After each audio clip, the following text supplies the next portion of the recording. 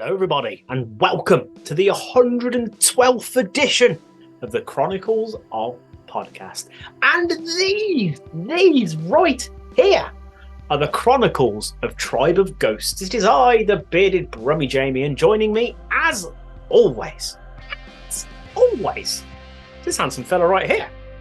The Crossman Tom. Welcome to the Chronicles of Podcast. Hit it. Hey there, you're about to enjoy the Chronicles of Tom and Jamie. Hi everyone, I'm Kevin Mann. Hey guys, my name's Annabelle Knight. Hello, this is Becky Baldwin. Hello, I'm Chesney. Hey, what's up everyone? This is Brighton from Say We Can Fly. Hello everyone, I'm Adam. I'm Becky. And we are Tribe of Ghosts.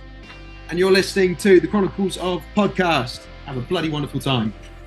Becky's face was, why am I here? Why am I here? Put your hands together as we bring you Becky Blaker and Adam Sedgwick for the Chronicles of Tribe of Ghosts.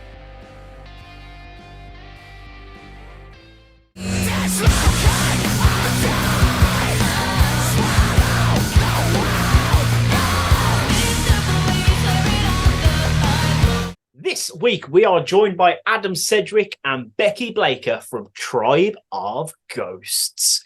We were fortunate enough to into a ton of bands at Bloodstock this year, and Tribe of Ghosts were just one of those bands. And we thought we should bring them on for a good old proper chronicling, because they were absolutely delightful at Bloodstock. We talk all about the brand new single, False Gods, the incredible music video that goes with it, their upcoming tour with URNE and Mountain Caller, and so much more. Yeah, and mainly, are you all right? Me? Yeah. Yeah, why? Okay, just wondered. We were crammed into a press tent due to the fact the weather was fucking horrific at Bloodstock. So we felt it better to actually sit down properly and have a go chat with them. So because we're in a lot of people's way, and there are four of them and two of us, and obviously so we couldn't be a part of the thing together. So it just felt right. It just felt right. Plus, like you said, they were so lovely and they were great people to chat to, that we felt they should come on the show properly. And of course, they're about to go on tour with URNE literally Sunday, I believe it begins. Yes. So if you haven't got your tickets, get them now. They are a delicious price. It's so worth the money. The value for money is unbelievable. It's highly recommended. And I will see the guys in Bristol. But this is an unbelievable conversation. This is a mental conversation, but it's also fantastic at the same time. So we hope you enjoy it. But most importantly, Jamie. Yes, sir. Do you happen to have any final words at all? Just a massive thank you to Adam and Becky for taking the time out of their day to sit and chat with us, because this was absolutely wonderful, as you say. It is glorious, and we really hope you all enjoy. So here we go. Ladies and gentlemen, interviewing this week, it's Becky Blaker and Adam Sedgwick from Tribe of Ghosts. So, like, Elle, who's been a videographer for us for ages, has been doing around taking pictures, seeing pictures and taking videos of us. And they've been doing dad cam reels for us. And dad cam is basically like, you know, the old school skater videos where they had those, like, where you'd like, it was like a terrible camera, fisheye lens, so you just follow people skateboarding. Yes. They did that. They've got that, and they do that of us whilst we're out on tour. And they've said to us that every bit of footage they get back from dad cam for us is close to about 10 hours. And it's nearly impossible for them to cut it down to less than 10 minutes. It's utter madness. Most of our fans say stuff is just chaos permanently. That's amazing, in a way. That's great. Just need to release it in like blocks. Just have randomly every now and then, end of like albums or something. Be like, what the fuck is that? Oh my god! And apparently the Bloodstock one was like 27 hours or something. What? Yeah. And they just got literally. That be a slight exaggeration. It can't be a slight exaggeration, but they got it down to 15 minutes, and even then they were like, "This is like cutting it fine." Damn. That is nut. That is crazy. That's we do have it. We have it on like all the time. Yeah. It's because like we just don't know what's going to happen, and it's usually the most mundane moment, and then something just ridiculous will just happen or just be said, or you just get onto a ridiculous topic of some sort, and you're like, "Wow, how are we here?" It happened. It's a bit like, do you remember when we went to Uprising? So we played night before Uprising, and we then decided to just sort of have like a day together at the actual festival the following day. We ended up gate crashing accidentally the press area for several hours. One of those interviewed bands of the day weren't even playing the day. Yeah, we weren't even playing the day. And then we ended up doing this amazing quiz with Twisted, Torn and Moist. And so glad Elle was there and managed to film this, because at the end of it, I was wearing a Cher t-shirt, just and then we started singing Cher songs, and then Joanne just literally knocks Adam down on all fours. Yeah, mounted me. Him and starts going, "If I could turn back time," and like it just out of nowhere, and we managed to get it on camera, and I don't know. And so you just have to have it on all the time, because there's just weird sneak attack moments that you just never expect. I love it. I think it's what added to the massive rise of you within the past year, because you're just randomly walking into places and getting interviewed when you're not even on the bill. That's the thing. And again, like we didn't even go crash it in terms of we're going to get interviews. We're going to get interviews. We just turned up and bumped into Sherry. Sherry's like, "Hey, we really want to get an interview." It's like, "Wicked, cool, no worries." And we bump into Shells, and Shells like, "Which band are you guys in?" We say, because they'd never met us before, apart from they'd met us the year before, but they didn't remember us. And Shells, he was chatting with me. He's like, "Oh, which band are you in?" And so I tried to go, "So we need an interview." Next thing you know, we're like up there, and we're just like, we miss half the bands because we're being interviewed. We're like, we've not planned any of this. Phenomenal. Happy accident. We love it. Mm-hmm. Oh, it's I love those sporadic moments. It's fucking great. Before we continue, just to let you know, Jamie's going to do a nice introduction for you. Oh, right? okay. He's going to what he's going to do is lure you into a false sense of security, and then what's going to happen is we're going to fucking absolutely destroy you with questions. How does that sound? Excellent. Fabulous. I mean, because this hot water spots behind my shoulders, I'm already sweating, so Oh, bless you. Just raise the temperature. You might see this gradually lower and lower as the interview goes on. It's just literally at the top of your head left. Look, you know what? It's probably, I'm already sweating that much. I've got my socks off, so the stink. Beautiful. To be fair, Becky, you're also wearing a really fluffy jacket. That probably doesn't help. I know, well, because it gets cold. Where I am is like a converted loft in my flat, and there's no heating. I was honestly expecting it to be cold, and I have been pleasantly and not pleasantly surprised, because now I am bloody boiling. Also, you can swear to your heart's content as well. We're not Good, restricted. are they? There's no Yeah. television, whatever it is. As long as there's no C words, we are golden. Way, okay. Because they don't appreciate it, so we don't want to be That's pissing them fair off. enough. I mean, it's occasionally paraphrased, but Okay. I think we can handle not saying it. Maybe we can say something can we say cucumber instead or something? We need to. Or something Absolute bunch of kumquats. Yeah. I love it. For some reason, cumin came to my head. I don't know why. You know what? Fucking cumins.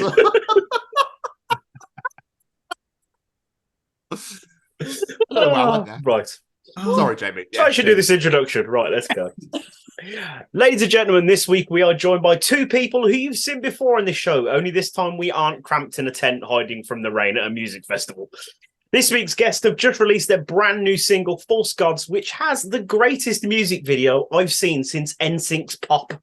Boys and girls, theys and thems, put your hands together as we bring you Becky Blaker and Adam Sedgwick for the Chronicles of Tribe of Ghosts. Ugh.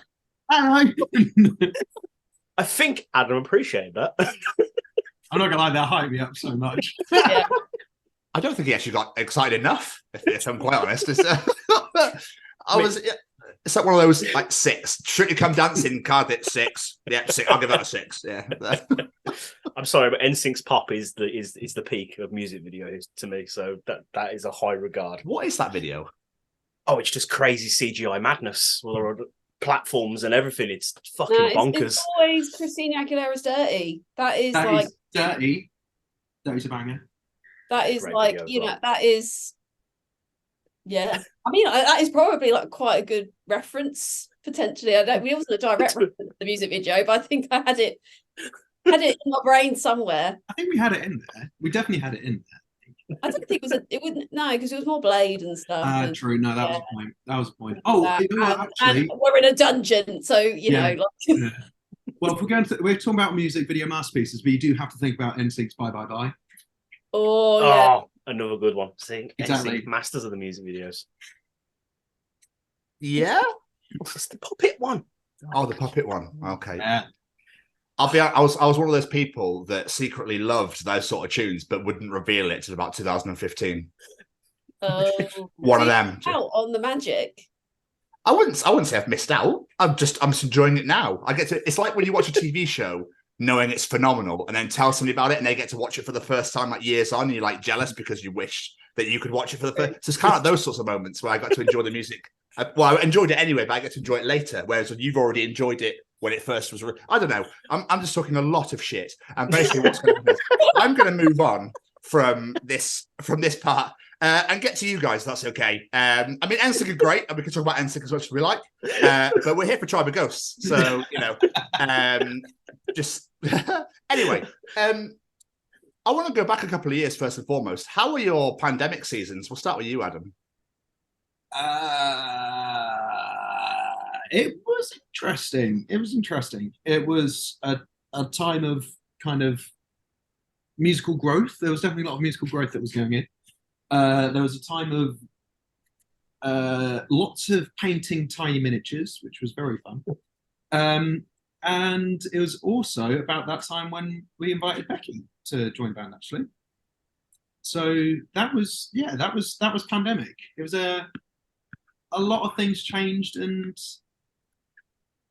a lot of things kept changing. And that was kind of cool. Becky? What I do? I joined the gym. I joined the pyramid scheme, got out the pyramid schemes, didn't like it. And then I was like, what do I want to do in my life? And then I got a little message from Adam, and he was like, hello, do you want to maybe try and join the band? And I was like, yeah, all right, let's give it a go. And what pyramid scheme was it? Oh, I don't know if I'm allowed, because they might hunt you down. Yeah. Okay. Yeah, potentially.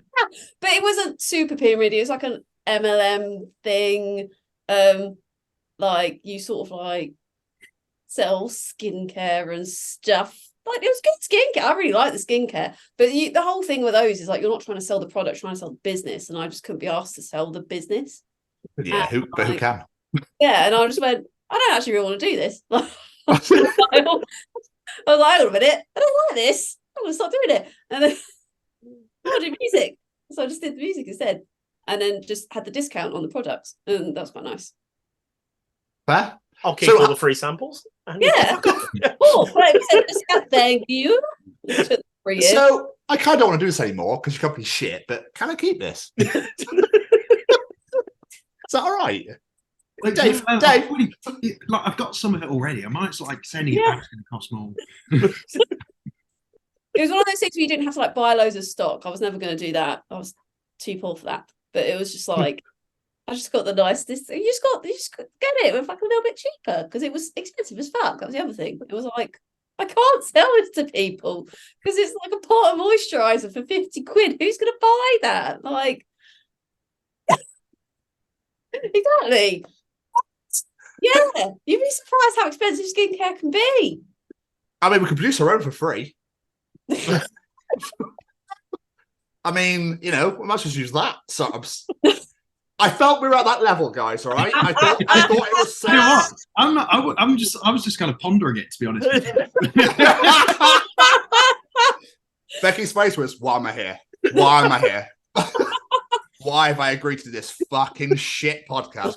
No. This is. I think what you two have just noticed is an insight into all of us. It's the band dynamic of like occasionally it's like, what is going on? Like what? No one really knows where it starts. No one knows where it ends. We just know we're having a fun family time whilst we're at it. It's like, oh, we love all of you. What's actually happening? I have no idea. Oh, fucking brilliant. But seriously though, 50, how big was it? Like a 10 mil fucking tiny little thing? They could be like they're probably like the pot was probably like that kind of size for something. That was Okay. 50 quid, and like I don't know, it came from some mystical tree, I don't know, like something, I don't know. Oh, of course it did. I fucking hate that shit. It comes from the juniper down the Ethiopian river. It's a rarity. It can only be found there. We have people running over especially just to get it for us. Don't harvest it. It is harvested by the wings of a small bird. Only at Christmas. And I believe the call goes, ha ha ha, ha ha ha. It's not small, but it has massive lungs. Carries about 300 grams. Amazing thing, really. Somehow it flies. No one knows. It's like we're going to comb in and brush it all out of its feathers. What did we get here? I don't know. Sorry. Weight is made up by lungs and a very small sphincter. Oh, it's about half a gallon. Unbelievable. Anyway. Adam's the stripping. He started. Oh, I'm sweating. Started early. So before we talk about the band itself, take us back. I like to ask this question, learn more about the days of young Master Cedric and young Miss Blaker. What did you guys want to be when you were growing up in your more formative years? Has it always been music for you guys? I want to be a fire engine. Oh, the actual engine. Yeah. Superb. Where? My mum is, I know, literally, Bex, my mum's probably told you that already, but like, my mum is honest to God, it's like, yep, careers day, first thing he ever wanted to be was a fire engine. Not a man, not a fire person, not a fire officer, the vehicle they drove in. You basically are that now. You bulldoze every stage you go on to, so cover it mostly with various. Dreams do come true. Yeah, cover it in most liquids.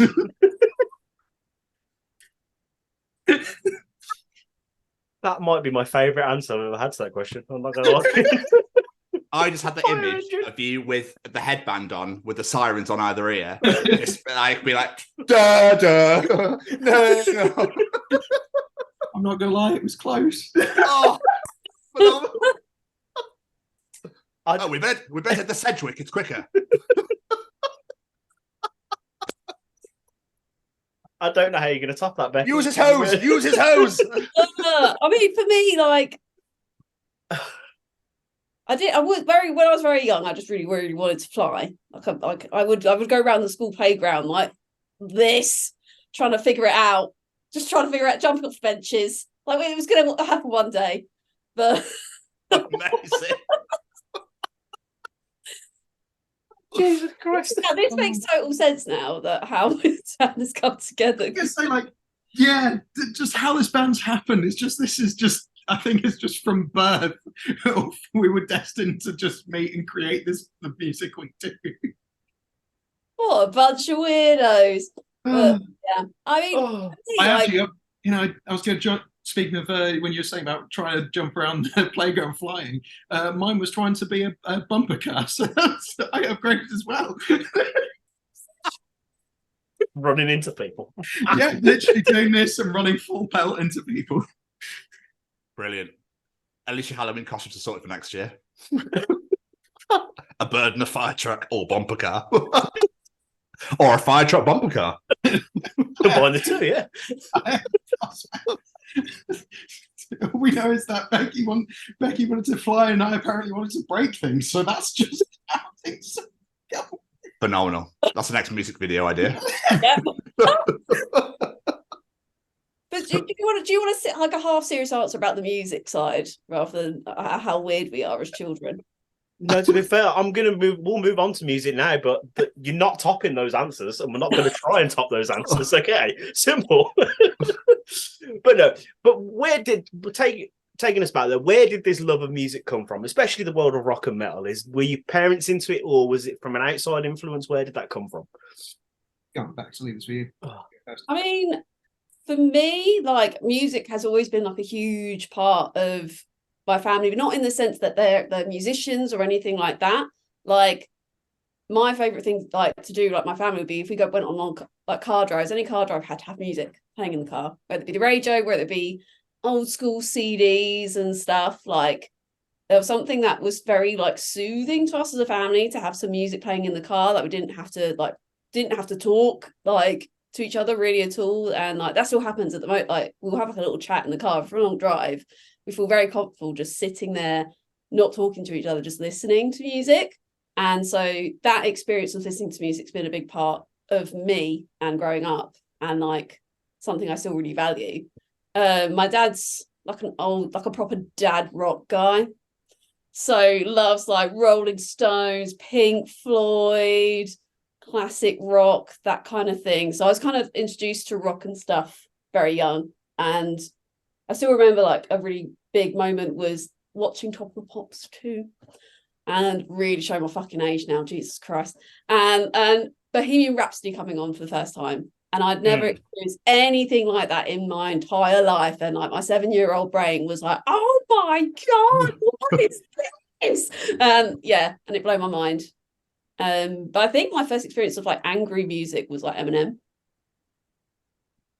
was sort of like a kind of like that kind of slight hip hop kind of realm, because my dad got really into it when Without Me like came out, and that album. And like, me and my family listened to it. Looking back, it was probably quite explicit for me to listen to when I was about 9, but like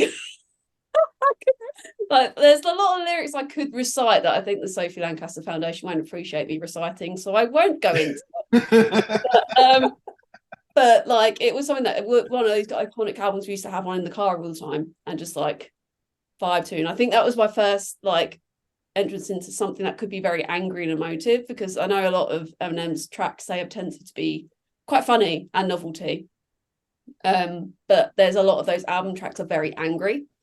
And so that was my kind of, there's actually a couple that are really kind of scary. If you look into like the old school like Marshall Mathers albums, like there's some actually like quite scary concept ones as well. And then from there it was School of Rock. School of Rock happened, and it like kind of, I'd already kind of started to learn like acoustic guitar, but that kind of changed the game. Went to go see it in the cinema and like loved the film, and it just kind of got to that Battle of the Bands moment, and they start playing the song, and it was like this feeling in my stomach that I can't describe. It was like the most excited I'd ever been, and like I was just immersed in it, and I was like, this is what I want to do. I want to be every single person on that stage. I want to be playing every single instrument. This is it. And I think that was kind of it for me. That's phenomenal. Yeah. That's amazing. But that film was incredible. And I imagine it inspired a lot of kids, to be fair, to see like people their age doing that. And so to hear you actually say that, and then to go on and do it and be in it, that's absolutely amazing. What about you, Adam? Where did it start for you? So mine, and this isn't a joke when I say this, mine actually was from birth, like genuinely. My mum very proudly tells me that when they came home from the hospital with me, and she came home from the hospital with me, she had Ace of Spades playing in the car. The entirety of that album. She loved Motorhead. She loves Hawkwind and Led Zeppelin and Black Sabbath. And all of those, I was surrounded by that when I was younger. Not to an instance where it was like, oh yeah, no, I was encouraged to learn music and learn how to play guitar, and that's why I wanted to pick it up. And I was like, Mum, I got enrolled into like into cornet lessons, so I learned how to play the cornet when I say learn, and you're all going like, oh, interesting. I was shit. I was genuinely terrible. But where I kind of changed into music becoming something that became something more important to me was I actually got into musical theatre, and started off my journey kind of doing it was like Amdram stuff when I started off. So it was like, you know, Oliver, I was an urchin and stuff like that. And then when it became Daddy Warbucks and did that kind of stuff. And when I was doing those musical theatre performances, I loved the drama of all of it. I loved the theatrics of performance. And when I started kind of doing that more frequently and started doing more musical theatre-esque stuff, was kind of when heavy metal came back around. And not when it came back around like it disappeared, but I mean like came back around for me. I was at that same time, like rock and stuff like that was always in the background. I was always listening, like something was always playing. I remember at that age I used to love like Papa Roach, and I used to love like Ash was a band that I loved to pieces. Feeder, fucking adored Feeder and Placebo. But I remember vividly, going back to the tiny little miniatures that I painted during lockdown. When I was a kid, my escape for life and for being and from like school and stuff like that was actually wargame. I used to paint miniatures, and I used to go do like 140k game, like Games Workshop and stuff like that. And back then, Games Workshop used to have a license where they'd have bands would just have stuff playing. So my main exposure to like metal and stuff like that was hearing like Nightwish and Metallica and Megadeth and Disturbed and stuff like that whilst I was wargaming.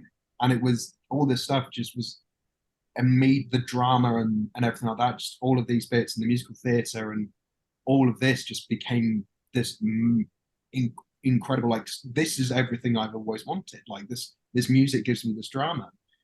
And I started going to a wonderful club. This was back when I was like 12, 13. It's a club night for underage kids called the Friday Fry-Ups, a venue called the Roadmender in Northampton. And they would have, basically they'd just put on like underage nights, like no alcohol served, it's all like soft drinks.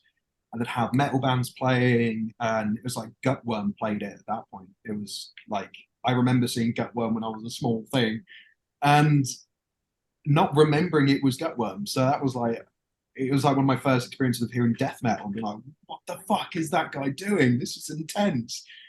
And all of these moments of like finding kind of like, it definitely was that suddenly I was seeing other people that were listening to the music I liked and seeing all these different, like seeing band t-shirts, seeing like Slipknot t-shirts and Placebo t-shirts, and being like, there are other people that like this. What the hell is this? And the more I started doing musical theatre, the more I started wanting to do musical stuff. So my mum, I had, there was an acoustic guitar that was left in my room by my older sister. And my mum encouraged me to play it. So I started playing acoustics. I started doing like Green Day and 36 Crazy Fists, because I loved them.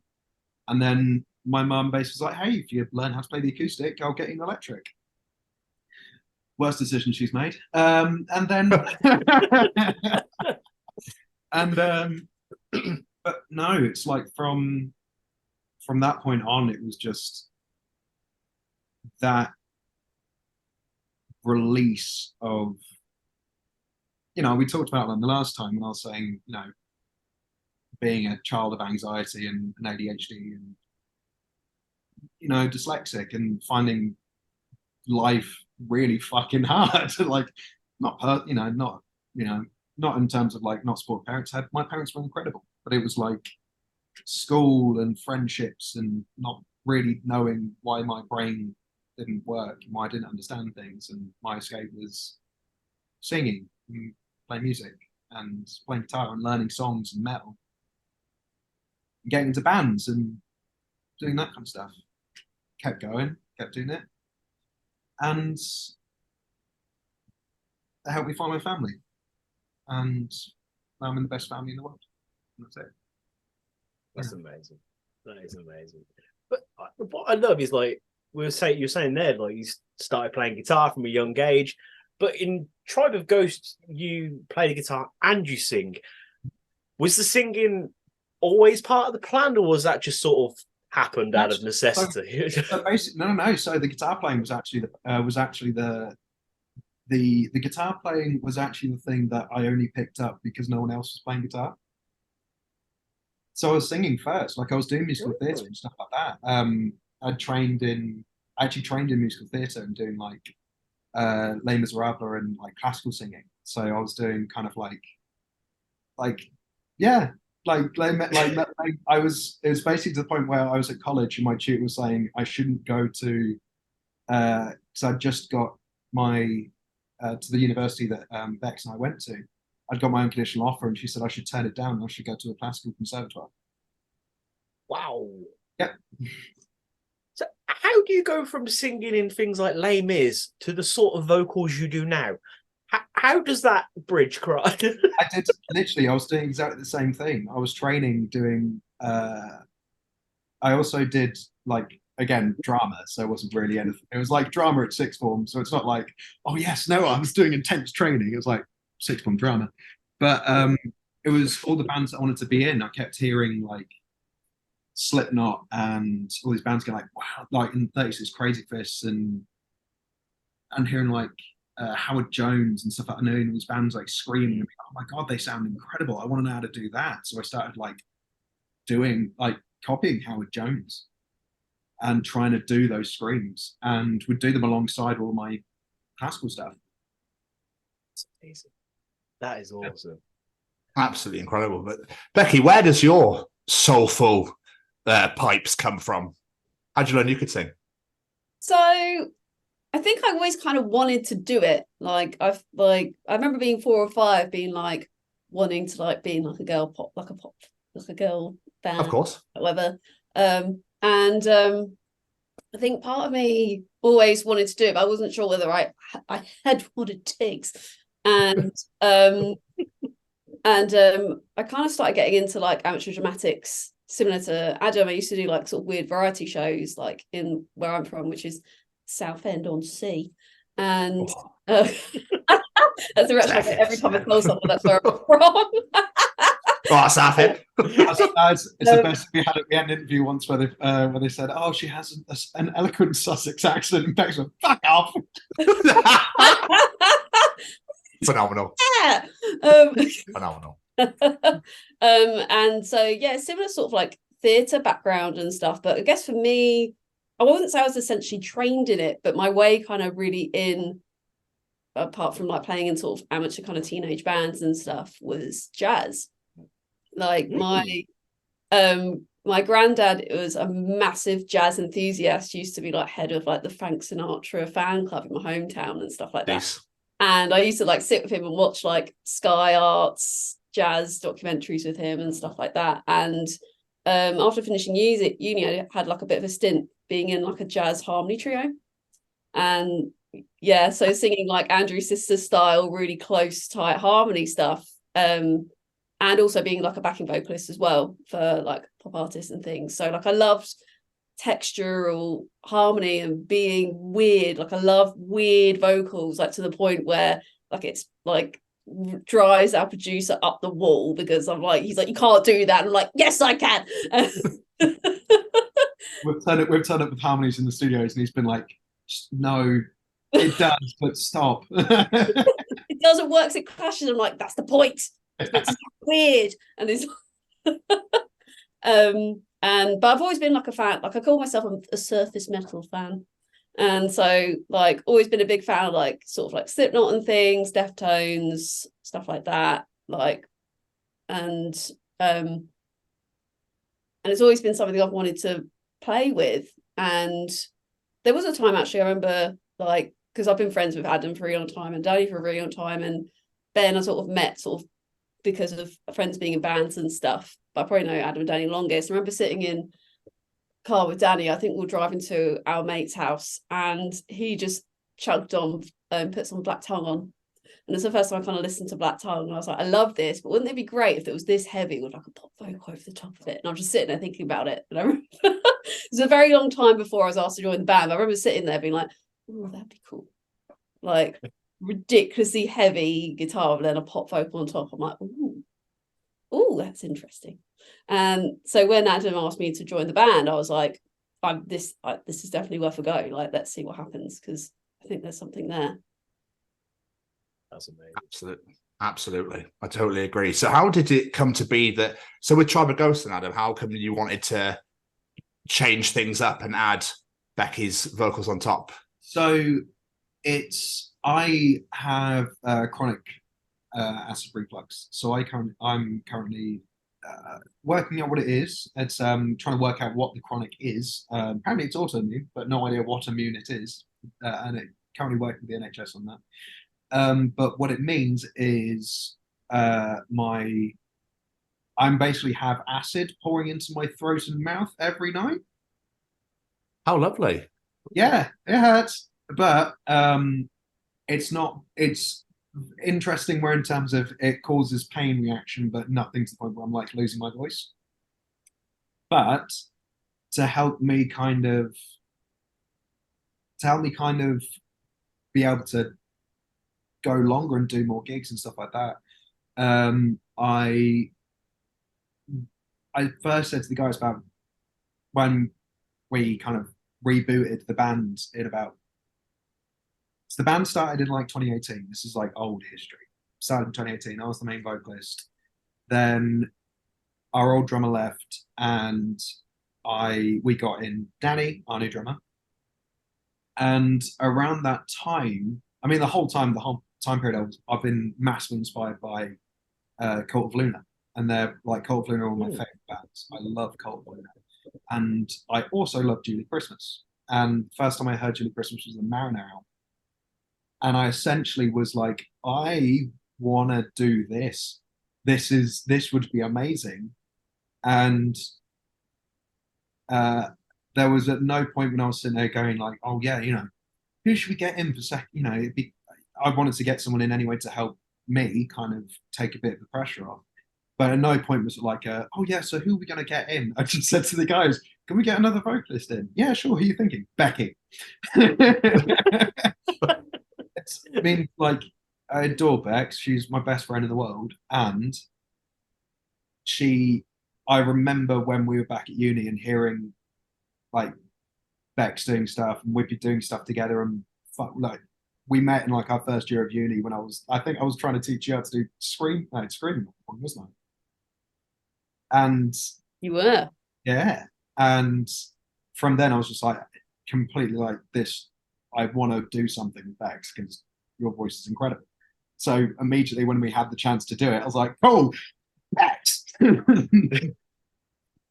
And yeah, from then I think it was because I remember when it first happened, Bex was also kind of like not sure on where she kind of would sit with it and what she kind of do. But the main thing that I wanted to get across was that I didn't want it as Bex as a featured artist. I want Bex to be I wanted Bex to be part of it. So when we were writing vocals together, it was very much a case of, cool, what do you think of this? Could we do this? What do you want to do? Is this a good idea? And then me and and us two just started. I think what it felt like, at least for me, it was just we kind of clicked as co-writers and started going, we're on the same wavelength, and we know what we kind of want to do and how we want to push each other.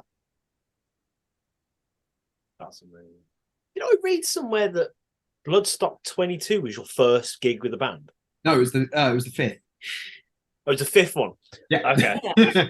So we because when we first started off, it was very post metal, and it's very different to kind of what we do now. So we kind of we were a 5-piece at that point, and we did 2 shows as like a 5-piece with very different sounding songs, some songs that don't even exist anymore. And our guitarist, who is still one of our really dear friends, decided to leave.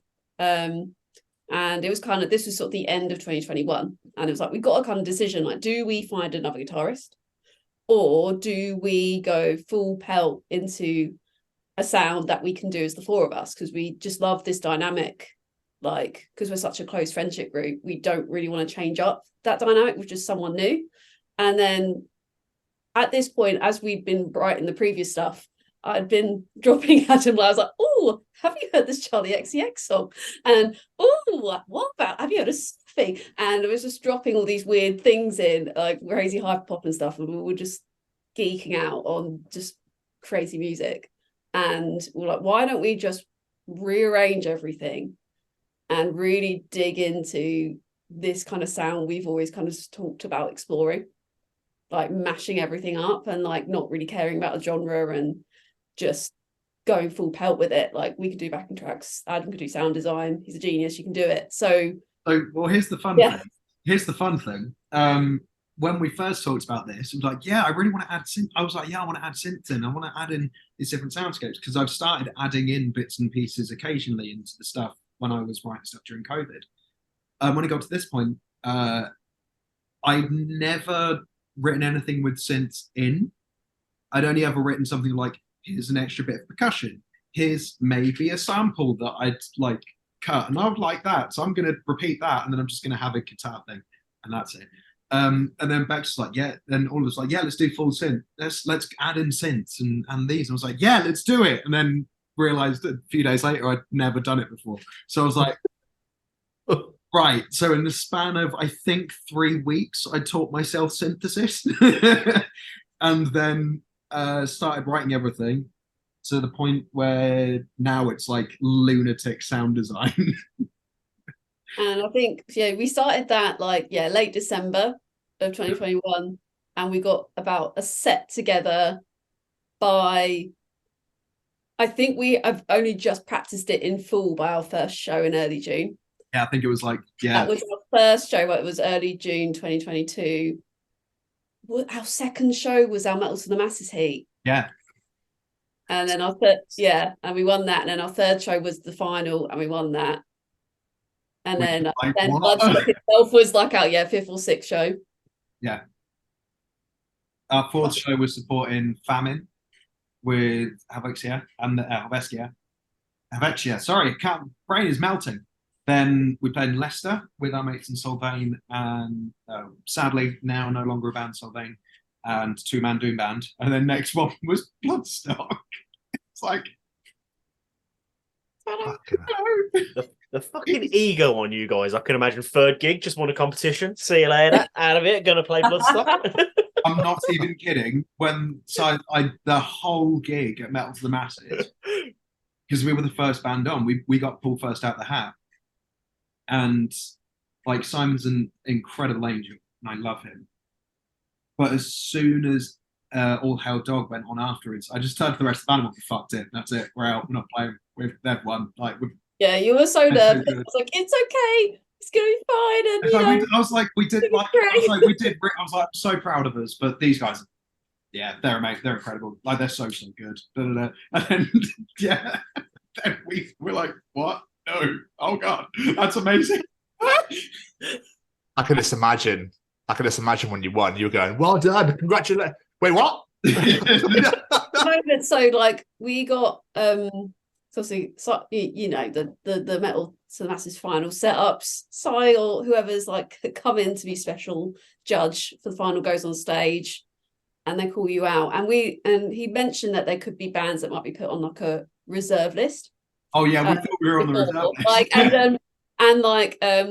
So we were like, well, all the bands got told at the start that could happen. So it's like there's going to be a winner, but we will mention if there's any bands on the reserve list as well. And so we're standing there, everyone's gathered round for the end, and he mentions that sort of these. So we basically had a heat where we had two bands that played amazingly well. There was a band, they're incredible, but they double booked themselves for the Metal to the Masses final. They are an incredible band, and they played 10 minutes of the most technically incredible music I've ever heard. But because they were late because they played a show down the road and ran up and just got up, line checked, and played the set. So it was it was just like but then so Si called out the two other competing bands and said, you're on the reserve list, and we went, wait, so if they're on the reserve list, that band only played 10 minutes, then I remember turning to Adam and being like, what? And then it was us, and we're like, what? Incredible. That's what an amazing feeling that must have been, though. Oh, Just it feel was- like it was like a Well, because at this point we were not sure how we're going to be received, because we'd been working on all this music for like the past 6 months, and we were like, does this actually work? Are we gonna like this? Like, I don't know, like, because it's so we just didn't really think about that. We just wanted to make music that we personally really liked and we really resonated with. So as long as we were like, yeah, like that was like the quality control, like, yeah, that's a song that's going in. And we hadn't really shared it with anyone else at all at this point. It was just with us. And we were like, I don't know, I hope people like it.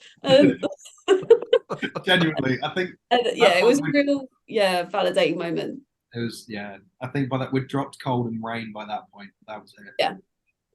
Yeah, and like I'll probably say they were probably the safest songs. They were probably the songs they had been written previously for 5-piece, but they were kind of minimally changed. Like the essence of them was still there, whereas everything else was either completely new, or completely rewritten, completely bonkers.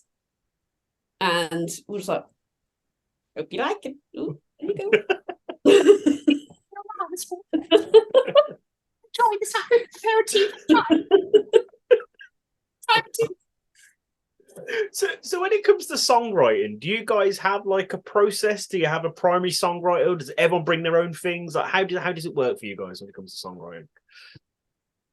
I'd say there's sort of like an A and a B. Adam, I call him our musical director, and he just has this magical brain that you can give like a load of crazy references to and go, make something, and then he'll just like come back with something. You're like, that's exactly what I wanted, thank you. So it will either be, I'd say it comes from Adam, and Adam's like, I've written this song, what do you think? And we'll give him some notes and stuff. Or it'll be like, I want a song like this, and then you give it to Adam, and he makes something, and he comes back and goes, what do you think? And Kind of like I'm the band's writing siphon. So like human ChatGPT. Basically. You actually are. Yeah, like False Gods was Bex basically saying into a voice note in like after watching parts going, I've had ads. Guys, I've had an idea. I want a sexy song. And literally was it. I'd been in the middle of washing up. I'd take washing up gloves off and was like, guys, I've had an idea. Nothing so sexy like a pair of marigolds, and it just gave me this idea. It was like a whole concept. What was it? Because I was listening to Rina Sawayama, who I was obsessed with. I'm obsessed with her debut album at this point. And I was like, I want a sexy song. But I was like, but yeah, it's got to fit on an album that's about a dystopian society. And I'm like, depression's not very sexy. So how do I make it sexy? So I was like, it's going to be from the viewpoint of the elite. And I made this whole story in my head. And I was like, guys, I want to. I think it was shag shit. I was like, I want it very shag shit. I want a shag shit song, and it's good.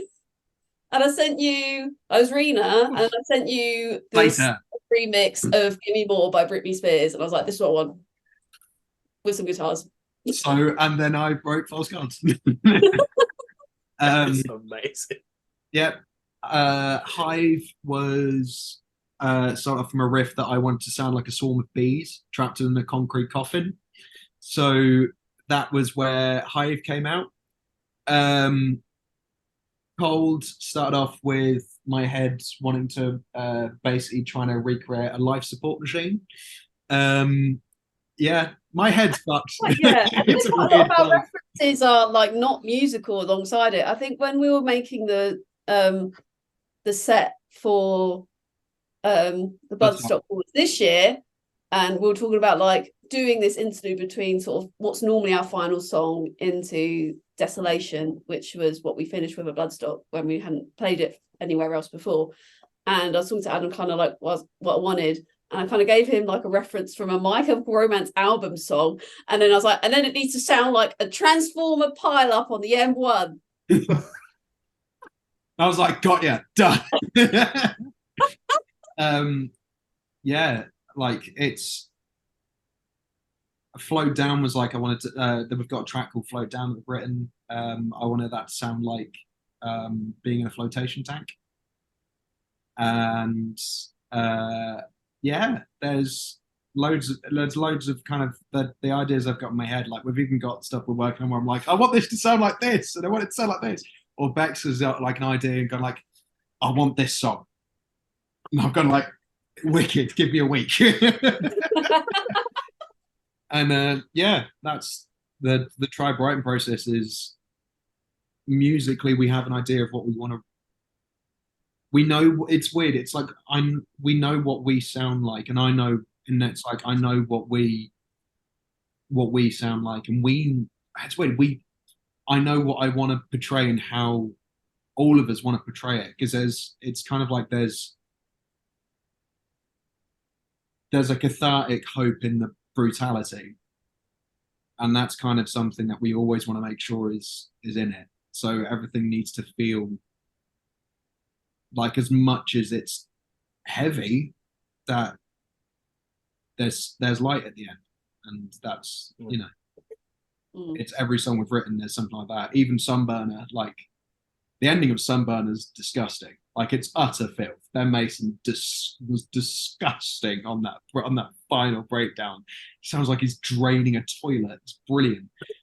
But the whole of Sunburner is about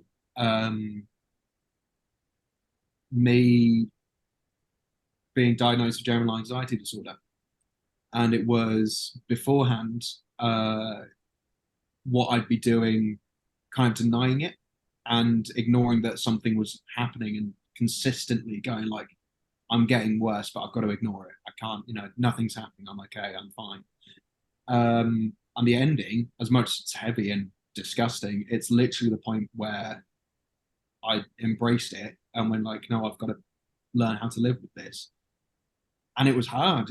It was years of healing and a lot of hard work to get out and sort my head out, and support from with support from friends and family. Like Bex was there, and Danny was been there for me, Ben was there, friends and family there for me as well the whole time.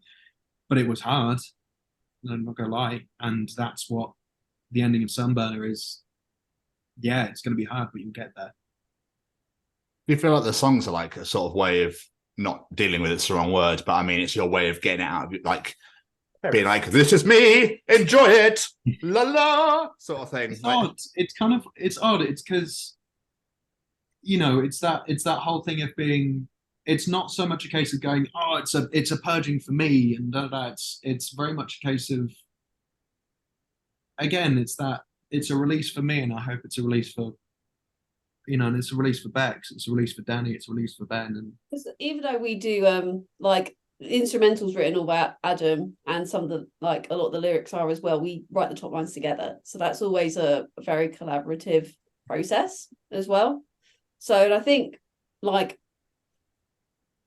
co-writing on those as well, like I always find there's a lot of expression within the carving of a melody, and it's something like I remember when we first kind of really started writing, and Adam's like, right, I've written all the lyrics. I'm like, we haven't even got a melody yet. How have you done that?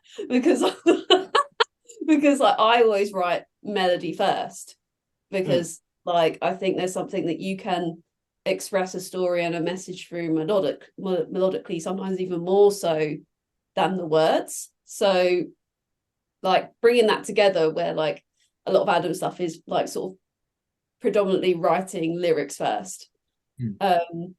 I think then coming together is quite a good match for then really bringing the emotion and story out as much as you can. And I think what's good is we know our palette, diverse and bonkers, but we kind of know what works for us. And we're not going to write a country song anytime soon. That's not. That's my next question gone. Sorry about that. Okay, we'll put that back in. At some point, a country song may happen. But yeah, just really, really quickly, do ghosts come in a tribe? What is a collective of ghosts called? Is there a word for it? I'm being genuinely serious. I'm actually I'm not trying to take the piss at all. I'm genuinely curious as to what. I'm genuinely trying to think. A ghost collective. What came to mind was like a school of ghouls, but I don't know if Oh, that's awesome.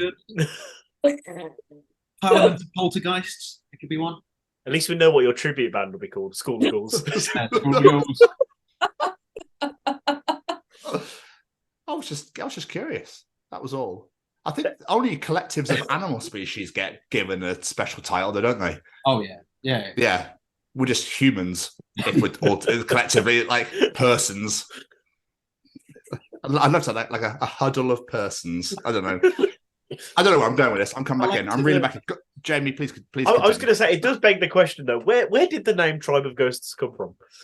So the name, where it came from, isn't. It's weird. Where it's come from isn't really what it means to us now. Okay. What it means to us, where it came from, is it was something that I kind of dreamed up and had in my head. But what it's kind of walked into is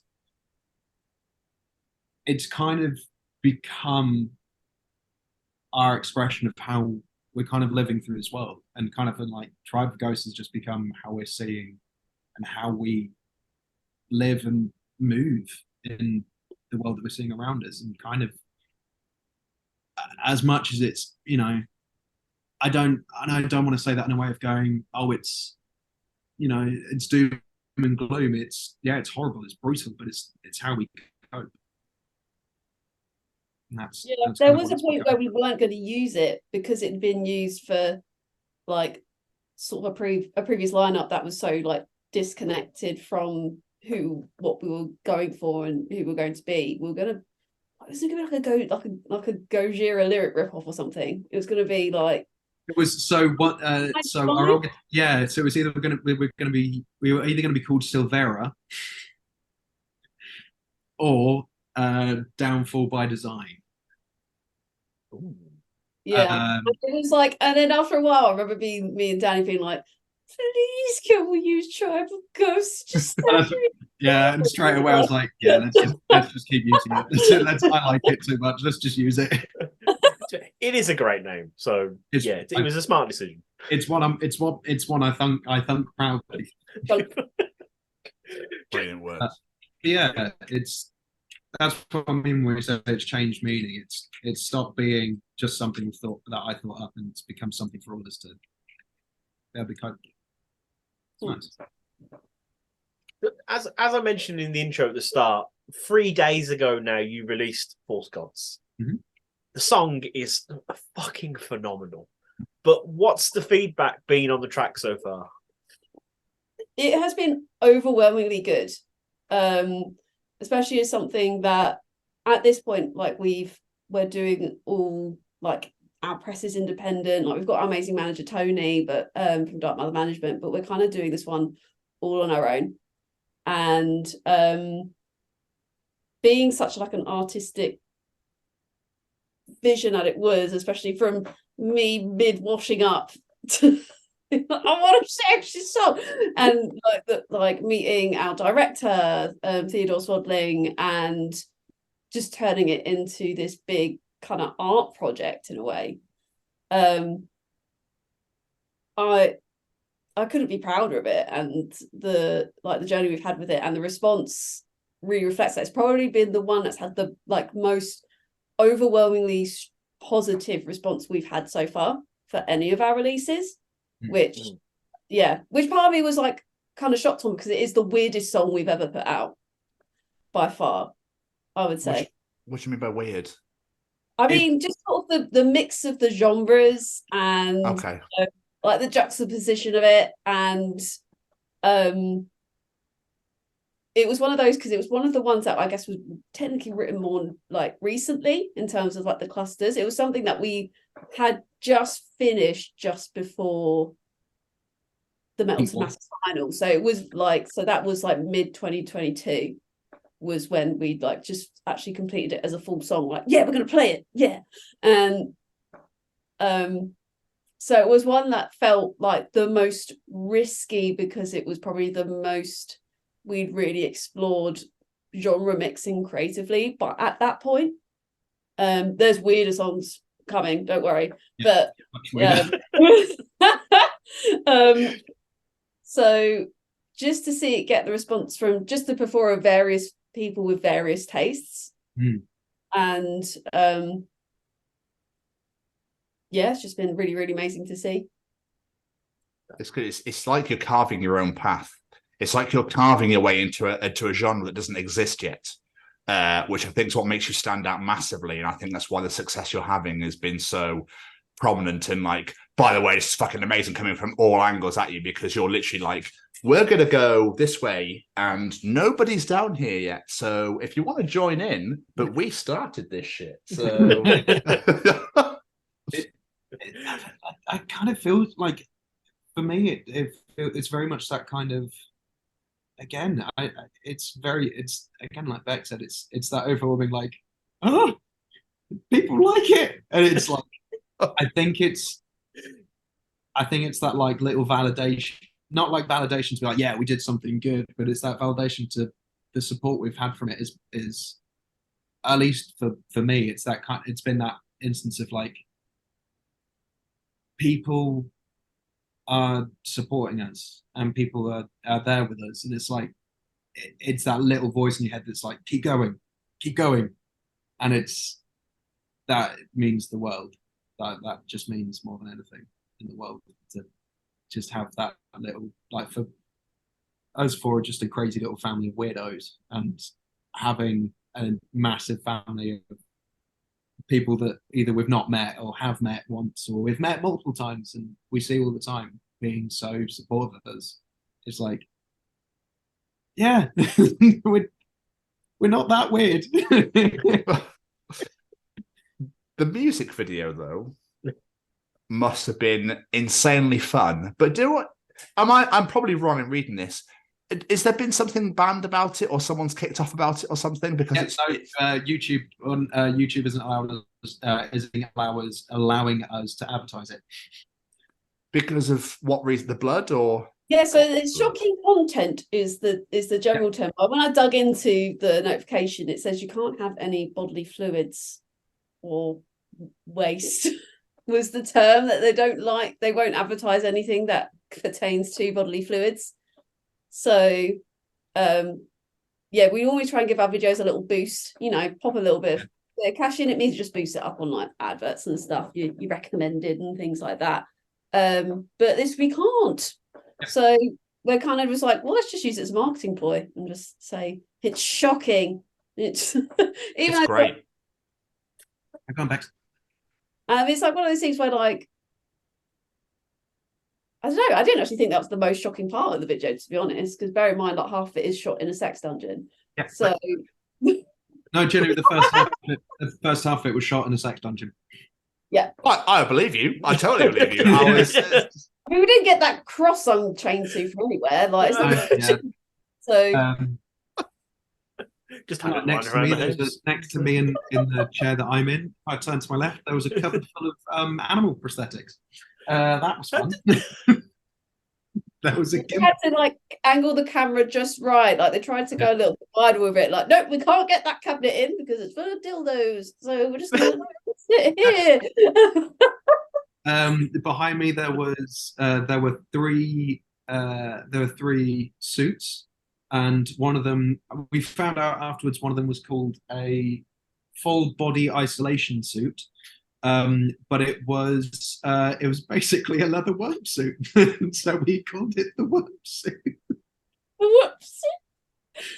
And so yeah, that was fun. it was fun to see that world. But it's something that, because we were looking at venues at the time and like locations, because we started storyboarding, but Theodore was like, we can't do too much until we know exactly where we're going to shoot, because a lot of it would depend on what the rooms are available and stuff. And I was trying to book like nightclubs and stuff in sort of Brighton and things, and not getting much back. And I was like talking to a friend of mine about the concept. She's like, we're in Brighton. It's like the most sex positive like city out there. There's got to be something. And then literally a 2-second Google search led us to the dungeon, and it's generally like awesome. Like, look for a good time. It's great. Like, it's Airbnb style. Pick up some keys. You go in, and there's there's a nice bedroom. There's like, you can book out like it's proper like hotel time. So, would recommend, like, we're a sex positive band, so go have a good time if you like. Like it's genuinely like it was wonderfully clean. It was well looked after. Like everything, it was like hygienic to the absolute nth degree. It was ridiculous. You want that. Yeah. And it was like, oh, very much so. But even looking through it was like, it was all of us were kind of giggling as we were going through. There's a Willie on the wall. But it was also one of those things that been like, I think me and Bex were talking about it afterwards and be like, this is incredible that there's a place like this for people, and that's like genuinely amazing. Like that's so cool that this is available for people. And I was like, fuck yeah, this is wicked. Bex just went through going, this is schmexy enough. This is schmexy enough for my standards. Very schmexy. This will do. Brighton, you say? Yes. It's Brighton erotic boudoir. Brighton erotic boudoir. And I didn't sit on the bed. We ended up using the bed as a green room. We were going to use it as a room to shoot in, but we ran out of time because we only had a small amount of time in there. And apparently it was very comfy. So, yeah. So, To know.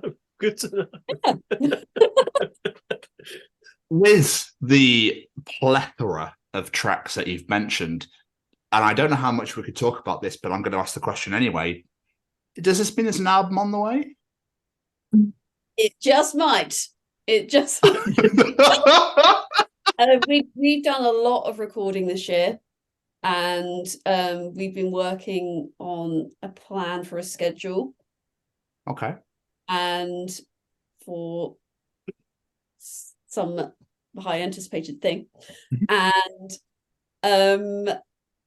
we're looking that we might be able to announce something in the spring. Interesting. So keep your eyes peeled in the early spring of 2024. It's every single one of our interviews.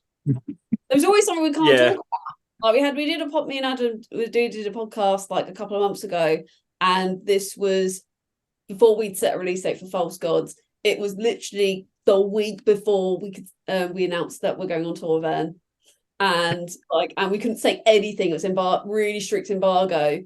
And and they're just like, oh, is there anything you need to announce? And they're like literally in pain because we can't talk about anything. We're like, no. And there's literally after the Ansel got announced, we were Rabid Fest interviewed Ricky Moshfield times ago.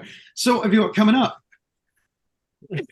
Because like, 2 weeks later we were dropping podcasts.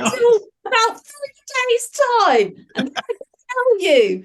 But in private, and then I can tell people publicly the following week, and that's just the life of a band. We've always got things you can't talk about, but you are itching to.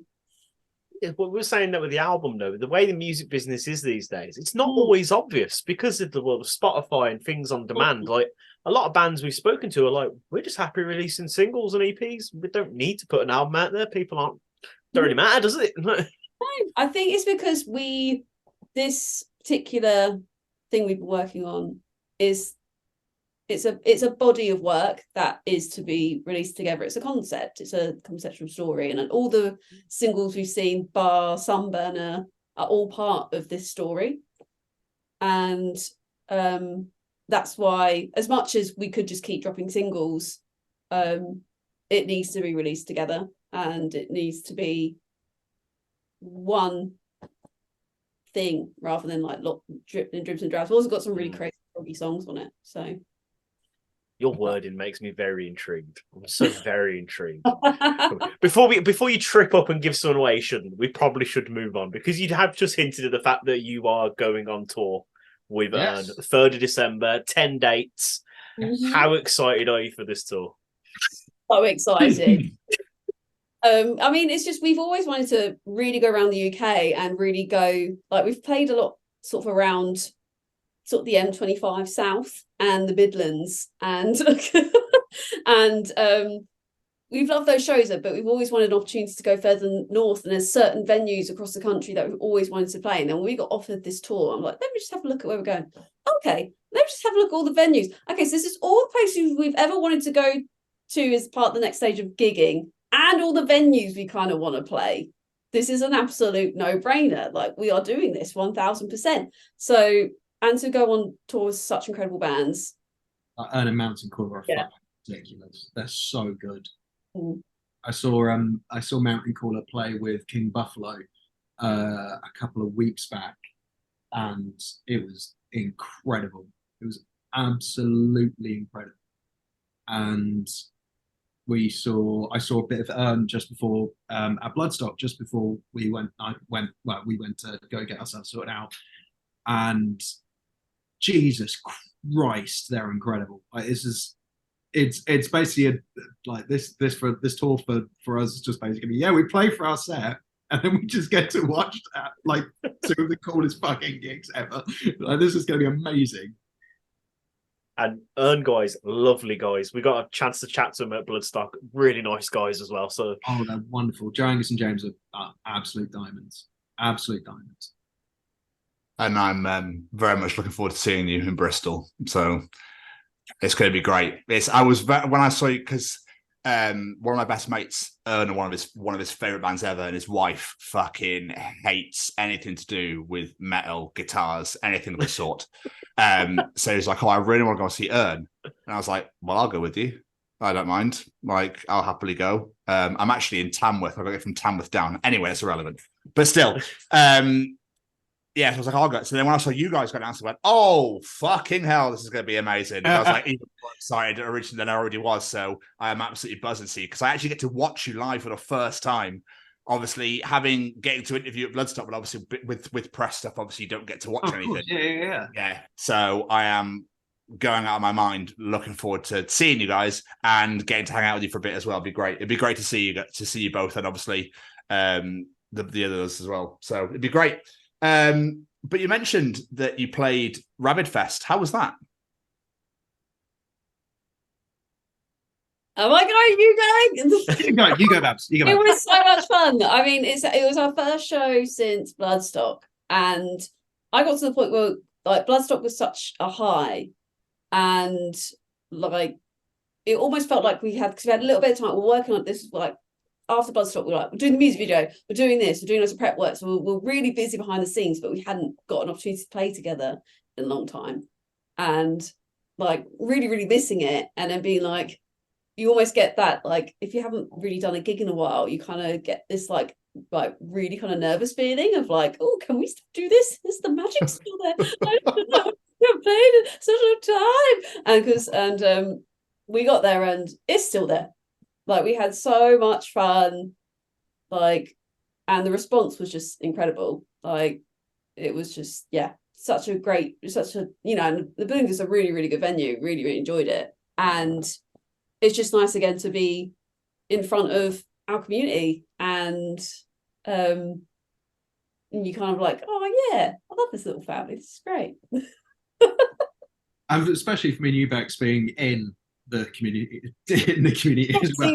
By the end, we like I don't know, how did you orchestrate this, by the way? Because I literally just looked up and then you were there with your guitar and your mic stand in the crowd. Because it's like a full barricade, like it's not like a little like easy drop down. I was like, how did this happen? I grabbed the mic. I literally grabbed the mic with the stand, pushed it over, dropped it down, climbed over, walked forward with all of the stuff, and was just like, I need to get that bit. I was too busy doing like the last one of our set. It's like there's like this ethereal thing, so I was too busy like washing my hands around or something, and then I just sort of looked over and I'm like, what's going on? And I was like, well, I'm coming too. So I like come over, but I have really tiny legs, so I'm struggling to get over the barricade. So I'm like sort of halfway on it, halfway off it at this point.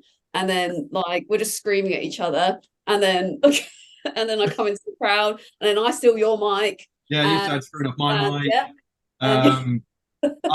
Tribe sets are chaos in general, like madness as they're playing. So are you changing it? I don't know. I don't want to give obviously too much away with it, but are you changing it up for the URNE shows, or because obviously I imagine because obviously you're a support act as well. I was trying to say. So obviously your time slots are a lot smaller. So like, are you gonna? I don't want to like actually find out too much, but I want to ask if you know what I mean. How are you? The sets are planned. and Okay. got sets planned and good to go. They're We're condensed. actually going to be mixing it up. So like we have 3 sets. Yeah. That we're just gonna like just Pick and figure out choose, basically. how we're feeling on the night, really. I mean, like, what do you want to play? In what order? So it's like we found ways to make the songs like work, and they all work in sort of different orders. And it's like just how we're feeling, what we're doing. Do you want to sing this song tonight? Okay, let's do this set. There'll be some sets that some songs are included in, some aren't. So kind of every show you're going to get like a different experience, which is quite fun. Ooh, I like that. But that mixes it up for you guys as well. Because obviously doing 10 days, you don't want to be doing the same thing 10 days in a row. It sort of makes it more interesting for you guys as well, I imagine. But I know it changes it up. It really does change it up. But I think think part of it was because like obviously there's so many songs that we love and we can't not play in a way. Yeah. So it kind of got to the point where we couldn't choose one definite set. And then we were like, So that and then I think Adam may have written 2 ideas already or something, and then we were like, why can't we just have both of them? Yeah. Like, why can't we? And then we're it's like, can we do this one as well? It's like, yeah, we'll just do a third one. Why not? yeah. so, And then so- you were like, oh, do we want a third one? We're missing this particular song. I was like, we've got to play that song. Like, we can't not do the talk about playing that song. It's the one we like singing. Let's put that one in. I like how like it's sort of like Impress will say, "Oh, we want to mix it up for different shows," but in reality, we're just really indecisive. I just couldn't we couldn't whittle it down after a point. Yeah, basically. It's, again, like I've got like both my wonderful children behind me, and like it is going to be on the night. I'm going to be like, I don't know like which one I'm going to be using that night. Isn't going to be like, oh yeah, no, this one sounds better, and this one's like, I want this one because this one looks like this. This one's cool, and I'm going to use this one to that, and then that's going to get thrown at someone. Yeah, so yeah, that's it. Amazing. Yeah, it's going to be super fun. I'm so excited. Amazing. Looking past the URNE tour and like heading into 2024, like what's the Tribe of Ghost vision board looking like for the next couple of years? How far ahead are you to sort of planning now? Oh, very far. I mean, we've already started writing. We've got the record that we're going to be announcing more specifics in the spring, and then we're already writing the next one. Yep. After that, and We've got well, we've got lots of festival next year already booked up. Like we're playing Takedown Fest, which is an amazing lineup. And actually they're announcing some more tomorrow, and there's some amazing bands on that. So I know this just comes out after the announcement, but for you guys, keep an eye out tomorrow for announcements from Takedown, because there's some sick acts being shared. We've got all the assets, and I was like literally looking at them today like, oh, it's so good, isn't it? It's so good. And we just want to get out there gigging as much as possible because we just love it so much. And so just coinciding with that, and I think we had such a fun time making the False Gods music video. I think we just want to find opportunities to make really crazy creative things around the music as well. Like there's lots of ideas. It just depends how and what and when we can make it work. Anna's made this crazy light show idea that could be potentially an installation that we're thinking about maybe for 2025 at some point. But there's some stuff that we're playing around with and see what we can do. So it's just gigging as much as possible, sharing as much music as we can, and being really creative with it, really. Interesting. You said about we wanted to. So sorry, go on. I was going to say, as a few things that we do have announced next year, we're going to be playing for certain. There's a couple of things we do have. So do have obviously got Takedown. We have got Uprising as well. So we're going to be playing Uprising in Leicester. We're going to be playing Northants Rocks, where we're headlining the Sunday, which is going to be very, very fun. We're headlining a show at Club 85 and in Hitchin, and we've got a few other things that are in the pipeline that you want to say but can't. Yeah. I was just chewing his jacket, and yeah, there's a few little bits and bobs, but yeah, just keep your eyes peeled. But it's a creative Jackson Pollock at the moment with the What I love about this and talking to you guys is you can see the passion and the love you guys, not only for what you do with the band, but for each other and as a band and like this whole community. And it's beautiful to see. And I really want people to take that away. We're saying like how like one of a kind you guys are, but it's not just the music. Like it's really inspiring just hearing you guys talk. Like I really hope people take that away. Yeah. But before we start wrapping up though, the last thing from myself, this is normally where I ask bands to like recommend 1 or 2 songs, but you've got 5 singles out on Spotify. People can't go listen to all 5, then Yes, they they haven't can. got enough time. They can easily go do that. So I'm not going to ask that question. But instead I'll ask, if there's one of the 5 that maybe stand out to you as personal highlights that hold a special place in your heart for whatever reason that is, what would that be? I'm gonna say False Gods. Me too. For me, it's this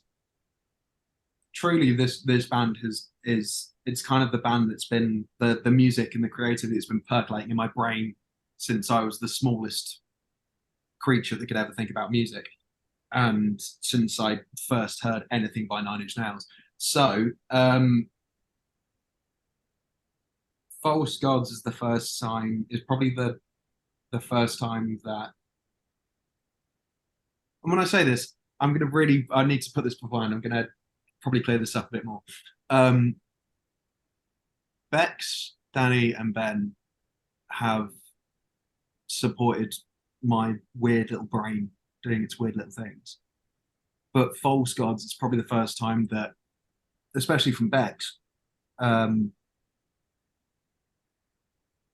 of maybe not in a very obvious way, but kind of to me, when we trust you, you've got this. And it's the first time, and for me as a song, it's probably the first time when it came into all the sound design. It's like, I can do this. I can actually do this, and I can play, and I can, and I'm my best friends are here behind me, going like, you can do this. You've got it. Pushing me and pushing me and pushing me. And it's, for me, False Gods is, as much as it's a ridiculous, brutal song, it's probably, in my head thinking about it, it's probably one of those ones where I'm like, the biggest feeling of support from my friends that I've ever had, and being able to have my best friends behind me and keep pushing me to the point where now that pushing is just there the entire time, and the love and support for it is just, that's why I love this song, because it's like the start of that. What about you, Becky? I'd say for me, False Gods was probably like my real kind of first creative vision stake in the band. Because a lot of it, obviously, we still work collaboratively, but a lot of it was from Adam's mind at this point. And I think this was the first song that went, I want a song like this. And like, I sort of like directed in terms of like exactly like the references and stuff. And like, I took a big lead on like sort of writing the top line and like bringing those ideas and like a full draft basically to Adam and being like, this is kind of what I see it being like. And I wrote the lyrics and sort of the kind of the story, the vision as the story of the song as well. And like, again, it was another like similar thing for me, but in a different way. Like, I can do this. So like, I'm not just sort of writing bits of top line here and there and bouncing off Adam. I can do this creatively as well, because I hadn't really done anything like this before in a long time, or felt confident in it in terms of like writing and stuff. I had been in other bands and been able to work, and I felt like I made something like good out of it, but this was the first time I was like, this feels like upper level, and like we could like, this could be something. It's not just fucking around at home and stuff like that. It's like, this could actually potentially be something if people like it. But like, it was it was probably one of those like kind of, when we finished writing this song, I was like, and it kind of then became a part of our set and was a part of this bigger thing that we were developing. I was like, this feels right. There's something here. That's just so schmexy. Yeah, sure. Schmexy.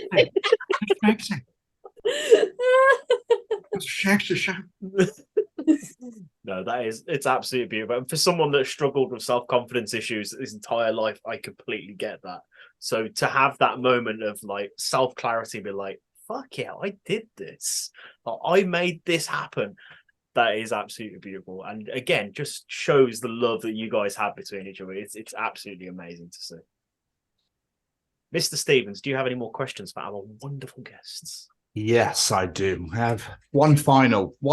So when you started out wanting to be, a fire engine or being able to fly or bumper cars, that sort of thing, and then living in the world of jazz or musical theatre, did you ever think that getting to this stage now, this is where you'd be? No. I think in my wildest dreams, like, it's going to sound really weird, but there was so my boyfriend used to be in an old band with Adam and the guys, and I was the wag, and Phenomenal. yeah, that was the setup, and I do remember, like, one point, I think we might have even toyed the idea of me featuring on a song at some point. No, we did. Yeah. I I remember, like, I remember just having this distant memory, like, oh, maybe I'll sing at Bloodstock one day. Oh. and then, like, and so I think I had an inkling that part of me would want to go into that world and something could happen. And I think maybe there was something subconscious there, like it could work, but it was just kind of trying to like structure the madness of it, and like, and I don't know, there was a hint of destiny about the message, because I was actually sitting on a train and I just looked at my phone and I got this message from Adam, and I don't know, it just felt like, yeah, this was right. And I think there was like a gut feeling of like, this, we're going on this kind of journey together, and that was very cool. I'll definitely say younger me, small little creature me, probably had little to no confidence, had little to no confidence in themselves, and probably thought, I definitely didn't think about when I was younger, but it's definitely one of those things where in my career as a musician and working in music, this is probably the first, like what Beck said, like this is probably the first time that it's like there's a spark here, and it's first time it's been a thing, and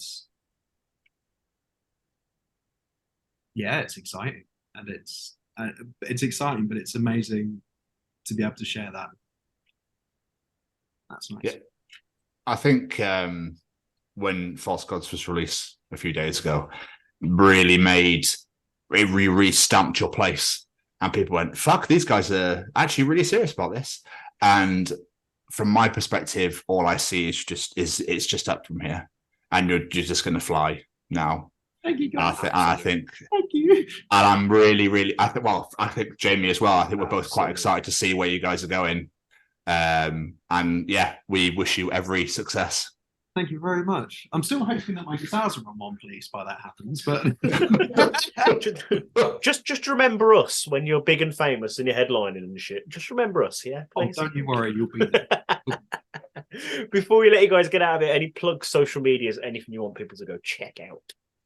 So False Gods is available now on YouTube. Please go watch it, because don't have any ads on it, because they won't let us. It's also on Spotify and all other major streaming platforms, and Bandcamp as well. Please give us a follow on our socials. We're on Instagram, Facebook, we're on TikTok, we're on X. I have to remember this right as well. X. And make sure you come and see us at the upcoming URNE Feast on Sorrow UK tour. We're coming to Leeds, Carlisle, Newcastle, Glasgow. This is not in the right order, but we're also coming to Manchester, Milton Keynes, Birmingham, Brighton, Bristol, and London. Yeah. Tickets are available on urneofficial.com. with all the right dates in the right order. So, Double check there. and keep your eyes out for in 2024 for lots of big things. Takedown, Uprising, Northlands Rocks, and Bellybore. Yeah. That was beautiful. Straight off the tongue there. That was great. It's almost like we planned it. I know, yeah. I'd love it if you were just like talking, you were doing it, going, yeah. 1 sec. And then this, and Guys, I won't be able to read it. I won't be able to read it. Guys, this has been so much fun. Thank you so much for taking the time out to do this. It means the absolute world. It really does. Thank you. That means the world. to you Usually, guys. this is the world's last that people want to hear us chat shit. it's the Bollocks beauty. for an hour and a half. We like a chill environment where we just talk bollocks. Nobody wants a really regimented. Why do you play music? Why do you write this song? Why do you know what I mean? Because people go, oh no, you know, you got to have a bit of a laugh and enjoy. It's like mates having a beer, just having a laugh. Do you know what I mean?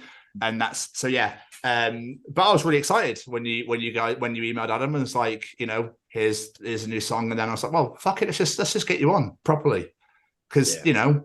It was. I felt really good. I don't know how Jamie felt about it, but I was gutted that we got rammed into that fucking. Yeah. Sorry. Oh, that Sorry, Bloodstock. But no. The weather on Saturday was weird. It was so mental. awful. We would I was halfway through an interview with Carl from GBHBL, and like wonderful support. The band who's been a supporter since we kicked off last year, and we were like halfway through the interview. It started raining, and it's like, for God's sake.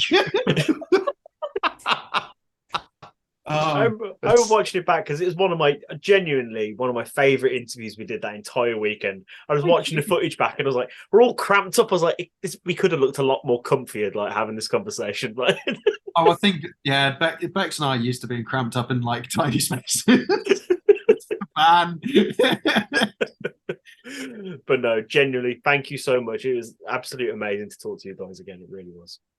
Phenomenal. Guys, this has been absolutely incredible. I'm so happy that we got to have you on here. Absolutely superb. We were so happy we were so happy to have you guys on. It's great. Absolutely amazing. Thanks for having us. Oh, not at all. Bloodstock was an absolute joy. Because obviously I think I met you guys before Jamie turned up the day before. This was on Thursday, yeah. Yeah. And I was like, these guys are going to be great. So that's why I was even more gutted when the weather was shit. But it happens, and then we'll just have to have you again, won't we? Like in person, properly, and do something. So yeah, but in all seriousness, thank you so much for doing this. It's been great to catch up. Have a fucking enjoy the rest of your Thursday, and have an absolute superb weekend. And I'll see you in a couple of weeks in Bristol. You too. Thank you so much, guys. Take it easy, guys. Take it easy. Bye. What an incredible, hilarious conversation. And I think you all listeners will agree with me. That is the greatest answer to what did you want to be when you grow up ever given in this show's history. And also, don't join a pyramid scheme. Yeah, don't join a Simple as that. scheme. Don't join a pyramid scheme. I think this is what we should take away from that entire interview is don't join a pyramid scheme. Absolutely. Right? So, you know, all the band and the singing aside, you don't want little tiny tubs of moisturizer that you can just make yourself. So just make your own. But seriously, on a proper serious note, though, Adam and Becky, thank you so much for taking the time out of your insanely busy schedules to sit and chat with us. We really appreciate it massively. Go to the URNE tour. All of you get tickets now. But most importantly, we really hope that you enjoyed listening to it as much as we did recording it.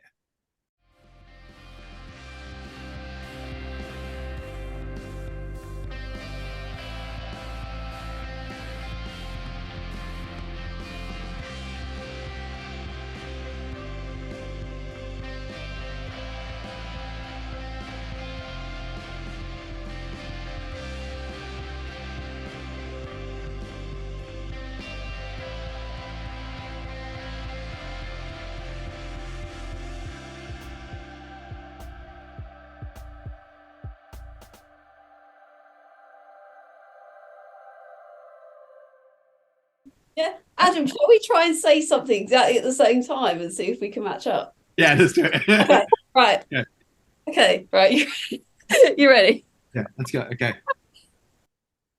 Hi. Hey, we are Tribe of Ghosts. I'm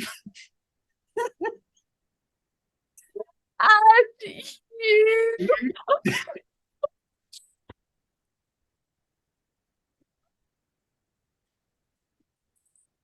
and you oh, are listening.